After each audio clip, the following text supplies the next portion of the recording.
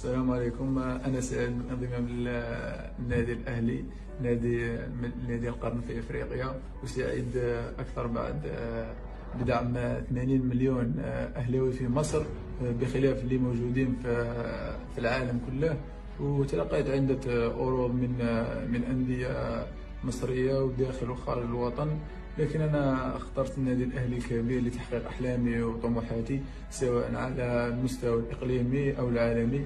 أشكر نادي وفاق سطيف ومسؤوليه، وشكري موصول للنادي الأهلي وجهازه الفني على إصرارهم لضمني يوسف الفريق، وأتمنى من الله سبحانه وتعالى التوفيق، وإن شاء الله أساهم مع زملائي في تتويج الأهلي بالمزيد من البطولات على